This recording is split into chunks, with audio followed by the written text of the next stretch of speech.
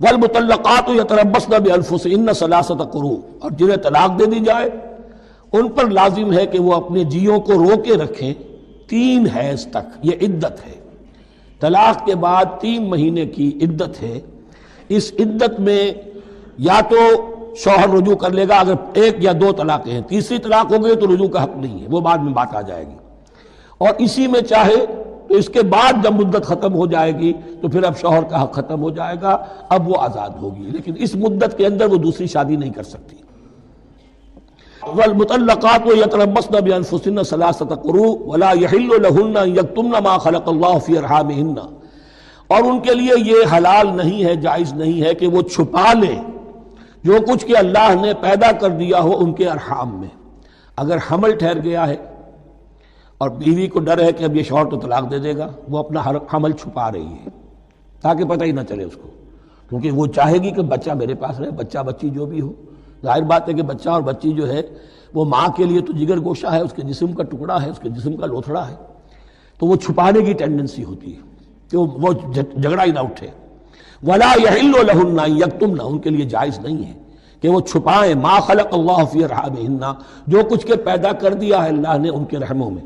ان کن یؤمن باللہ والیوم الآخر، اگر وہ فی الواقع ایمان رکھنے والی ہے اللہ پر اور یوم آخر پر۔ وبعولتہن احق بردہن فی ذلک ان ارادوا اصلاحا، اور یہ جو عدت کی مدت ہے اس میں ان کے شوہروں کو حق حاصل ہے، زیادہ حقدار ہیں کہ انہیں لوٹا لیں، اسے رجعت کہتے ہیں، رجوع کیا جا سکتا ہے عدت کے اندر لیکن تیسری طلاق کے بعد نہیں۔ پہلی طلاق، دوسری طلاق، اس کے بعد دونوں میں جو عدت ہوگی اس میں رجوع کر سکتا ہے شوہر، اس کا اختیار ہے، بیوی کو نہ کہنے کا اختیار نہیں ہے کہ اب تم طلاق دے چکے ہو، اب میں تمہاری بات ماننے کو تیار نہیں ہوں، اس کا اسے حق نہیں ہے۔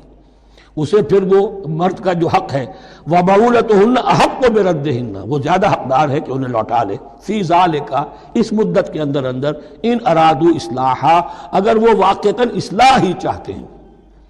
وَلَهُنَّ مِثْلُ الَّذِي عَلَيْهِنَّ بِالْمَعْرُوفِ، اور ان کے لیے حقوق ہیں جو کہ مناسبت سے ہیں ان کی ذمہ داریوں کے۔ وَلِلرِّجَالِ عَلَيْهِنَّ دَرَجَةٌ، اور مردوں کو ان پر ایک درجہ فوقیت کا، ایک درجہ فضیلت کا، ایک درجہ حقوق کا حاصل ہے۔ واللہ عزیز الحکیم، اور اللہ تعالی زبردست ہے اور حکمت والا ہے۔ یہ آیت اصل میں اس زمانے میں بہت مس انٹرپریٹ ہوئی ہے اور بعض مترجمین نے بھی ترجمہ غلط کیا ہے، یعنی اس کا یہ ترجمہ کرنا لہن مثل الذی علیہن، ان کے بھی حقوق مردوں پر ویسے ہی ہیں جیسے مردوں کے حقوق ہیں ان پر، تو یہ تو مساوات ہو گئی، اور مساوات جو اسلامی شریعت میں مرد اور عورت کے درمیان، شوہر اور بیوی کے درمیان نہیں ہے۔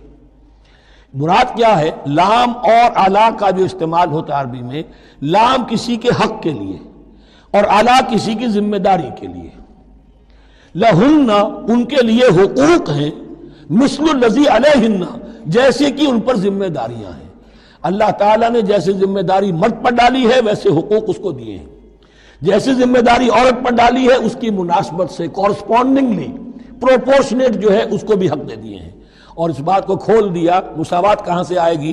جب کہہ دیا وَلِلرِّجَالِ عَلَيْهِنَّ درجہ، اور مردوں کو ان پر ایک درجہ حاصل ہے، فوقیت کا درجہ حاصل ہے۔